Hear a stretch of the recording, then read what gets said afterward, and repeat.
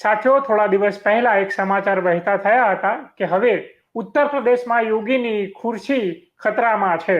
આ મોદી અને શાહને આ યોગી હવે ગમતો નથી. એનું કારણ કે ઉત્તર પ્રદેશમાં જે કરારી હાર થઈ છે લોકસભાની ચૂંટણીમાં, એને લઈને અમિત શાહ અને મોદી યોગી પ્રત્યે નારાજગી વ્યક્ત કરી એવી વાતો વહેતી થઈ હતી.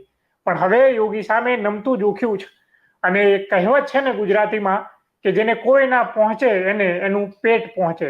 ભાજપની પરિસ્થિતિ અત્યારે હાલ આવી જ છે, જે એક સમય હતો અને મોદી અને શાહની સામે કોઈ આંખ ઊંચું કરીને જોતું નતું, બોલી શકતું નતું, ઝૂકીને વાત કરતું હતું. હવે મોટા ભાગના ભાજપના નેતા હવે એમની વાત માનતા નથી એવું વાતોમાં જણાવવામાં આવી રહ્યું છે સોશિયલ મીડિયામાં.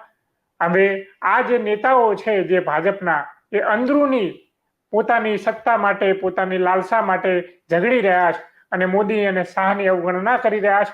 એ બાબતે આપણી સાથે વાત કરવા માટે સાગરભાઈ શાહ જોડાયા છે.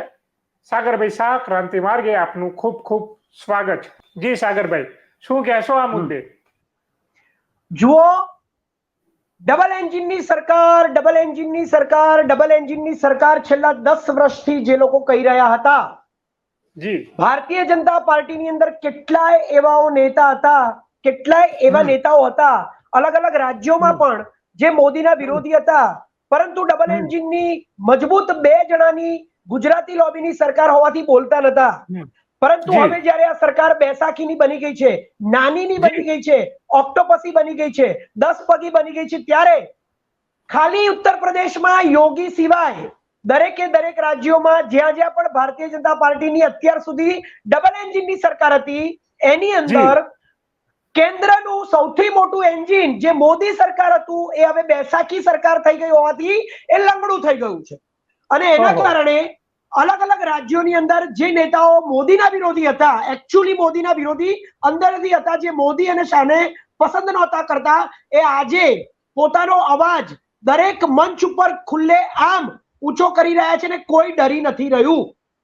અને જે લોકો હજી પણ મોદીની ગુલામી કરી રહ્યા છે, અમિત શાહની ગુલામી કરી રહ્યા છે, એ નેતાઓ, એ વિરોધીઓ જે મોદીનો વિરોધ કરી રહ્યા છે એની સામે ગમે તેવા નિવેદનો આપી રહ્યા છે. અને જે મોદીનો વિરોધ કરી રહ્યા હતા, જે ચૂપ હતા, એ હવે આ નેતાઓની સામે વિરોધ કરી રહ્યા છે. એટલે ટૂંકમાં એવું કહી શકાય કે આજે ભારતમાં યુપી સિવાય, યુપીની જેમ જ જ્યાં જ્યાં પણ મોદી સરકારની પોતાની બહુમતીવાળી સરકાર છે અથવા તો ગઠબંધનની સરકાર છે, એ દરેક રાજ્યોમાં ઘમાસાણ યુદ્ધ ચાલી રહ્યા છે. જો આપણે શરૂઆત કરીએ ઉત્તરાખંડથી. સૌથી પહેલા તો ઉત્તરાખંડમાં પૂર્વ મુખ્યમંત્રી હતા તીરથસિંહ. એમને પોડીની લોકસભા સીટથી ચુનાવ લડવો હતો, પરંતુ એ એક સક્ષમ અને સ્ટ્રોંગ યોગી જેવા જ નેતા હતા અને ઘણી વખત જીતેલા હતા. એટલે એને ચૂપ કરવા માટે એમને ટિકિટ ના આપી, એમની ટિકિટ કાપી નાખી. અને પછી અનિલ બરૂની નામના એક નેતા છે ઉત્તરાખંડમાં, જે મોદી અને યોગી, અરે મોદી અને શાહના પપેટ મંત્રી છે, એમને ટિકિટ આપી. એના કારણે આજે ઉત્તરાખંડની અંદર તીરથસિંહ દરેક મંચ ઉપર જઈને મોદીની વિરુદ્ધમાં બોલી રહ્યા છે. અને એના કારણે જે મોદીના બીજા પપેટ અત્યારે મુખ્યમંત્રી છે ધામી, એ આ તીરથસિંહની સામે લડી રહ્યા છે અને બંનેના વિડીયો આખા ઉત્તરાખંડમાં વાયરલ થઈ રહ્યા છે. તીરથસિંહનું સ્ટેટમેન્ટ એ સાંભળવા જેવું છે. તીરથસિંહ એક મંચ ઉપર કહે છે કે જો આજ યહાં હૈ वो कल नहीं रहेंगे, जो कल यहां बैठे थे वो आज नहीं बैठे हैं, जो आज फ्रंट सीट पर बैठे हैं वो कल पीछे चले जाएंगे, और जो आज पीछे दिखाई देते हैं वो कभी एक वक्त पर आगे बैठते थे. તો આવા સ્ટેટમેન્ટો આપી અને નરેન્દ્ર મોદી અને અમિત શાહની વિરોધમાં તીરથસિંહ ઉત્તરાખંડમાં તરખાટ મચાવી રહ્યા છે. અને એની સામે એમના જ મુખ્યમંત્રી એક પપેટ ધામી લડી રહ્યા છે અને બંનેના વિડીયો આખા ઉત્તરાખંડમાં વાયરલ થઈ રહ્યા છે. આ છે ઉત્તરાખંડની વાત. ઉત્તરાખંડના નેતાઓ મોદી અને શાહની વિરુદ્ધમાં બોલી રહ્યા છે. હવે આપણે જઈએ તો રાજસ્થાનની વાત કરીએ. તો રાજસ્થાનની અંદર તો મુખ્યમંત્રી લેવલના કિરોડીલાલ મીણા જે છે, એમણે તો રાજીનામું આપી દીધું છે. લોકસભાની અંદર એમને ઘણી બધી સીટો ગવાવી પડી છે. ત્યાં આગળ વસુંધરા રાજેનું અપમાન કરવામાં આવ્યું છે. કેટલાય મોદી અને શાહના પપેટ નેતાઓ રાજસ્થાનમાં જઈને એવું દેખાડે છે કે અમે વસુંધરા રાજેને બિલકુલ ચૂપ કરી દઈશું. પરંતુ વસુંધરા રાજે ત્યાંના જનનાયિકા છે. એ જ્યારે રોડ ઉપર નીકળે છે તો આખા રાજસ્થાનના ભારતીય જનતા પાર્ટીના નેતાઓ એમની પાસે જોડાય છે. અને આના કારણે વસુંધરા રાજે પણ નરેન્દ્ર મોદી અને અમિત શાહની વિરોધમાં પોતાનો અવાજ પોતાના કાર્યકર્તાઓ દ્વારા અને પોતાના ગ્રુપના નેતાઓ દ્વારા ઊંચો ને ઊંચો કરી રહ્યા છે. રાજસ્થાનમાં પણ કેટલીક સીટો લોકસભામાં ગવાવી છે અને રાજસ્થાનમાં પણ આ સરકારને વસુંધરા રાજે જેવા નેતાઓનો સામનો કરવો પડી રહ્યો છે, કારણ કે ત્યાં પણ એમણે પોતાનો એક પપેટ મુખ્યમંત્રી મૂકી દીધો છે. મધ્યપ્રદેશની વાત કરીએ તો મધ્યપ્રદેશમાં શિવરાજસિંહ ચૌહાણનો છોકરો એક મંચ ઉપર જઈને બોલી રહ્યો છે કે મારા પપ્પા શિવરાજસિંહ ચૌહાણ આજે ભારતીય જનતા પાર્ટીમાં સૌથી મોટા નેતા છે અને દિલ્હીમાં મુખ્યમંત્રી આપણા પ્રધાનમંત્રી નરેન્દ્ર મોદી અને અમિત શાહ જેવા મોટા નેતાઓ મારા પિતાજીની સામે નતમસ્તક કરી રહ્યા છે. એ જે બોલે છે એ કરવું પડે છે, કારણ કે મધ્યપ્રદેશમાં મારા પિતાજીએ વિધાનસભાથી લઈને લોકસભામાં સારામાં સારી જીત અપાવી છે. ભલે એમને મધ્યપ્રદેશમાંથી હટાવી દેવામાં આવ્યા હોય, પરંતુ આજે મારા પિતાજી દિલ્હી સરકારમાં મોદી અને શાહની સામે એમના સમકક્ષ નેતા બની ગયા છે. આવી રીતે શિવરાજસિંહ ચૌહાણનો છોકરો પણ મોદી અને શાહની સામે સ્ટેટમેન્ટ આપી રહ્યો છે. તમે જુઓ, બિહારની વાત કરીએ, આ પણ એક મોટું રાજ્ય છે. તો બિહારની અંદર નીતિશ કુમાર આજે સરયુ સાહેબ જેવા નેતાઓ જોડે પોતાનું ગઠબંધન કરવા માટે થનગની રહ્યા છે. એ સરયુ સાહેબ એ લાલુ પ્રસાદ યાદવના પણ ખાસ મિત્ર છે. મોદીજીને ડર લાગી ગયો છે કે જો નીતિશ કુમાર કદાચ ફરીથી આ સરયુ સાહેબ દ્વારા ઝારખંડમાં પણ જો યુનિટી કરશે અને બિહારમાં લાલુ પ્રસાદ યાદવ જોડે જોડાઈ જશે તો મારી સરકાર ઓવરનાઇટ પડી જશે. બિહારના નેતાઓ પણ કહી રહ્યા છે કે જ્યાં સુધી નીતિશ કુમાર મુખ્યમંત્રી ભારતીય જનતા પાર્ટી સાથે જોડાયેલા હશે અને એમનો કાર્યકારી અધ્યક્ષ સમ્રાટ ઝા જે ભારતીય જનતા પાર્ટીમાં મોદી અને શાહનો પપેટ, એને બિહારમાં કાર્યકારી અધ્યક્ષ બનાવવામાં આવ્યો છે. જો આ બંને આવી રીતે રહ્યા તો બિહારમાં જીત નક્કી નથી. બિહારમાં જેટલું પણ આરજેડી નું કંઈક જે સેના બચી છે કે જે શાસન બચ્યું છે એ ઝીરો થવા જઈ રહ્યું છે. આવું બિહારના જેડીયુના નેતાઓ બોલી રહ્યા છે. તો બિહારમાં પણ આવી રીતે મોરચો બિહારના ભારતીય જનતા પાર્ટીના નેતાઓ મોદી અને શાહની સામે ઊંચો કરી રહ્યા છે. તમે આગળ જાઓ તો વાત કરો તો બંગાળની અંદર દિલીપ ઘોષ જે પૂર્વ ભાજપના અધ્યક્ષ હતા, ત્યાં આગળ એ શું બોલી રહ્યા છે અને શું સ્ટેટમેન્ટ આપી રહ્યા છે એ બધાને ખબર છે. એની સામે શુભેન્દુ અધિકારી એવું સ્ટેટમેન્ટ આપ્યું છે કે હવે અલ્પસંખ્યક મોરચોને ખતમ કરવામાં આવે, એટલે કે મુસલમાનોનું અવગણના કરવામાં આવે, મુસલમાનોની વાત નહીં કરવામાં આવે, મુસલમાનોને કોઈ સપોર્ટ નહીં કરવામાં આવે, કોઈ આરક્ષણ નહીં આપવામાં આવે.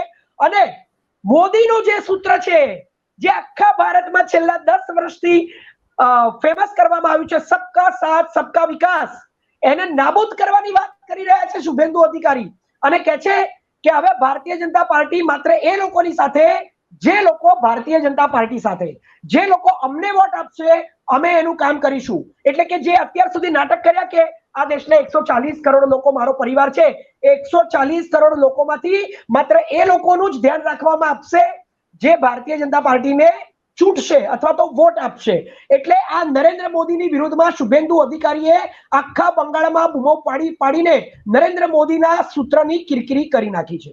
આવી જ રીતે તમે જો આગળ વાત કરો તો ઝારખંડની અંદર હેમંત સોરેનને જેલમાં નાખ્યા અને ઝારખંડની અંદર પણ સરયુ સાહેબ આજે જો નીતિશ કુમાર સાથે ગઠબંધન કરે અને મોદી સાહેબની સામે જો લડે અને એ હેમંત સોરેનની સામે લડે તો ત્યાં આગળ પણ આમ જોવા જાવ તો ભારતીય જનતા પાર્ટી એટલે કે મોદીની એન્ટી ઇન્કમ્બન્સી એટલા માટે છે કારણ કે હેમંત સોરેનને ખતરનાક રીતે હેરાન કરવામાં આવી રહ્યા છે. તો ઝારખંડમાં પણ અવાજો ઉઠી રહ્યા છે કે ભાજપને હટાવો, ભાજપને ભગાવો.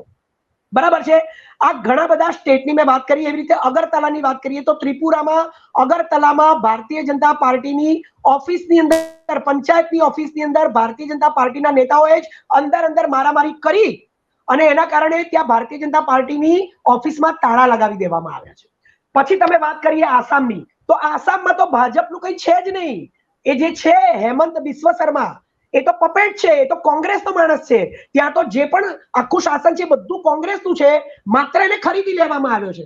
જો એ રાતોરાત મોદી સરકાર પડવાથી પાછા રાહુલ ગાંધી પાસે જતા રહે, હિમંતા બિસ્વ શર્મા જે મોદી કરતા વધારે ખરાબ જબાન અને મોદી કરતા વધારે ખરાબ ભાષાનો ઉપયોગ કરે છે ગાંધી ફેમિલી માટે, નહેરુ ફેમિલી માટે. એ માણસ એટલો લાલચુ છે આ સરકારની અંદર, પોતાના પદ માટે ને પોતાની સરકાર માટે આસામની અંદર, કે જો મોદી પડે તો 1 સેકન્ડમાં ઓવરનાઇટ એ રાહુલ ગાંધીના ત્યાં જઈને માફી માંગી લે. એટલે ભારતીય જનતા પાર્ટીનું આસામમાં પણ કઈ નથી, એક ખરીદેલી સરકાર છે ને કોંગ્રેસના જ માણસો છે ત્યાં. એટલે આસામની અંદર પણ એવું છે.